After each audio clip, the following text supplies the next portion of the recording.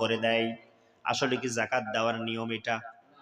লুঙ্গি দিয়ে, শাড়ি দিয়ে, জামা কাপড় দিয়ে যাকাত আদায় হয়? অসম্ভব। নবী করিম সাল্লাল্লাহু আলাইহি ওয়াসাল্লামের সময় সাহাবা ইজমাইনদেরকে যাকাতের সিস্টেমটা ছিল ভিন্ন রকম। আমরা এখন নিজের মতো করে বানায় ফেলছি। কথা বলেন, এইভাবে যাকাত আদায় করা যাবে না। এরপরে আল্লাহ রাব্বুল আলামিন বললেন, ওয়াল্লাযীনা হুম লিফুরুজিহিম হাফিজুন। এই যে সুবহানাল্লাহ, আলহামদুলিল্লাহ, আল্লাহু আকবার বললে লাভ আছে না লস? কি লাভ বলেন দেখি? এই যে দুনিয়ার জমিন থেকে আসমান কত কিলো বলতে পারবেন? বলতে পারবেন?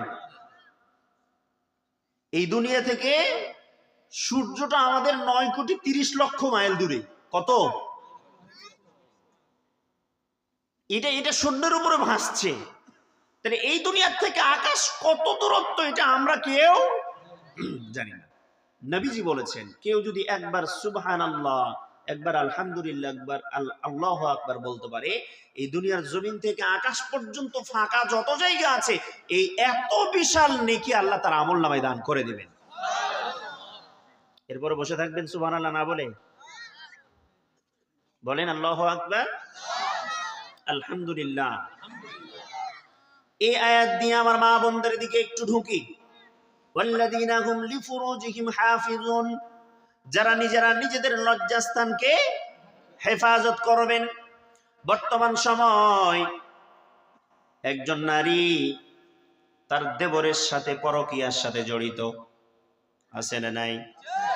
একজন নারী খালাতো ভাইয়ের সাথে পরকীয়ায় জড়িত। একজন নারী নিজের এমন ভাগনার সাথে পালায়া যায়, যেটা আমাদের অনেক সময় ভাবতেও অবাক লাগে, ঘৃণা লাগে। বর্তমান বেশ কিছুদিন থেকে আমি দেখতেছি চাঁপাইনবাবগঞ্জ, শিবগঞ্জ, কানসাট অনেক জায়গায় এই দুর্ঘটনাটা একটু বেশি দেখতে পাওয়া যাচ্ছে। কারণ হলো এই অঞ্চলগুলোর মানুষগুলো বেশি প্রবাসে, বেশি বিদেশে। ওই স্বামীদেরকে পিটানোর দরকার। কোরআন হাদিসের নিয়ম হলো, একটা স্ত্রীকে বিবাহ করার পরে আপনি বিদেশে যাবেন, বছরে 3 বার 4 বার আপনাকে বাড়িতে আসতে হবে, বাধ্যতামূলক। একটা নারীর একটা চাহিদা আছে, নারীর একটা যৌবিক চাহিদা আছে, তার একটা অধিকার আছে, হক আপনাকে আদায় করতে হবে।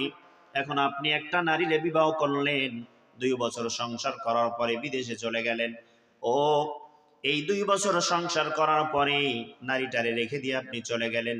2 বছর, 5 বছর, 10 বছর পর্যন্ত এমনও পুরুষ আছে, আসে না? আছে না? 2 বছর, 5 বছর, 10 বছর আসে না পুরুষ? ওই নারীরে নারীর মামাতো খালাতো ফুফাতো ভাইরা জ্বালাই। এমনকি এমন সংসারও আছে, ওই নারীর শ্বশুর পর্যন্ত নারীদেরকে ডিস্টার্ব করে, এরকম কুলাঙ্গার আছে না নাই? দুনিয়ার মুসলমানরা শোনেন, আমরা এখন এমন জঘন্য হয়ে গিয়েছি, ছোট্ট ছোট্ট শিশু বাচ্চাদেরকেও মানুষ নরপশুর মতো ব্যবহার করে, ছাড়ে না। ও দুনিয়ার মুসলমানরা শোনেন, আল্লাহ রাব্বুল আলামিনের এই যে দুনিয়া প্রকম্পন মাঝে মাঝে হয়, ভূমিকম্প এত সহজে হয় না রে বাবা। যেই জমিনের উপরে মদ, নারী এবং যেই জমিনের উপরে এই ধরনের জেনা, ব্যভিচার বেড়ে যায়, আমার আল্লাহ রাব্বুল আলামিন সেই জমিনে বেশি বেশি ভূমিকম্প দেয়। নারীরা আজকে বেশি বেশি এই খারাপ কাজের সাথে জড়িত হচ্ছে। নারীদের অনেক সময় দোষ আছে, আবার অনেক সময় দোষ নাই, বাধ্য হয়ে যায়। একটা নারী পর্দা করে, বিবাহ করে এসে স্বামীর বাড়িতে এসেছে, স্বামী নাই। ওই স্বামীর মা, মানে নিজের শাশুড়ি, শাশুড়ির মেয়ের জামাই বাড়িতে আসছে। অনেক শাশুড়ি করে কি, নিজে পর্দা করে ঘোমটা টেনে দেয়, ডলি বিবি সেজে যায়। সেজে যাওয়ার পরে জামাইয়ের সামনে যাবে না, লজ্জার শরম আর পর্দা, আছে না নাই? ওই নারীটা, ওই শাশুড়িটা তখন নিজের বেটার বউরে পাঠায় যে আমার মেয়ের জামা এসেছে, সারাদিন যা যা লাগবে তুমি তার ব্যবস্থা করে দাও। 2 দিন, 4 দিন, 10 দিন এইরকম করতে করতে দেখা যায় একদিন নিজের মেয়ের জামাইটা নিজের ছেলের বউটারে নিয়ে উধাও। এরকম ঘটনা ঘটছে না? অনেক আছে এরকম। নবী করিম সাল্লাল্লাহু আলাইহি ওয়াসাল্লাম বলেছেন, আমার মায়েরা শোনেন, আপনাদের জন্য জান্নাতের দরজা অত্যন্ত সহজ। বলেছেন কে? রাসূল করিম সাল্লাল্লাহু আলাইহি ওয়াসাল্লামের দুইটা হাদিস আপনাদের শোনাই। নবীজি বলেছেন, জান্নাতে যাবে সবচেয়ে বেশি পুরুষ, জাহান্নামে যাবে সবচেয়ে বেশি নারী।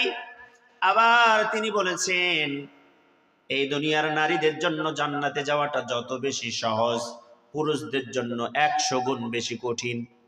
কথা কার?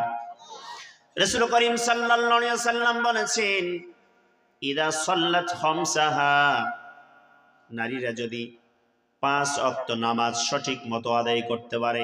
কয় ওয়াক্ত? তার নফল নামাজ লাগবে না, তাহাজ্জুদ লাগবে না, শুধুমাত্র 5 ওয়াক্ত ফরজ নামাজটা আদায় করেছেন সঠিক মতো। 2 নাম্বার, ওয়াসামাত শাহরাহা, রমজান মাসের রোজা সঠিক মতো আদায় করবেন।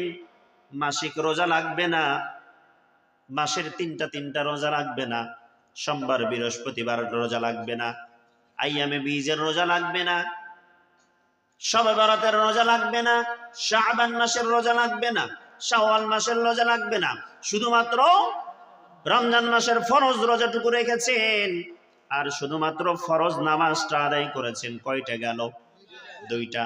3 নাম্বার, ওয়া আতাআত বালাহা, শুধুমাত্র স্বামীর আনুগত্য করবে। কি করবে? স্বামীর আনুগত্য করবে। স্বামীর আনুগত্য কাকে বলা হয়? আমি আমার ভাষা দিয়ে বলি মাঝে মাঝে, স্বামী এইটা কি কালার বলেন? কি কালার? মায়েরা দেখতে পাচ্ছে, আমাদেরকে পাচ্ছে, প্রজেক্টর যেহেতু আছে, আমার মায়েরা দেখেন, এইটা হচ্ছে সাদা কালার। আপনার স্বামী বলতেছেন এটা কালো, আপনাকে সেটাই মেনে নিতে হবে, এটা কালো। এর নাম হচ্ছে কি? আনুগত্য।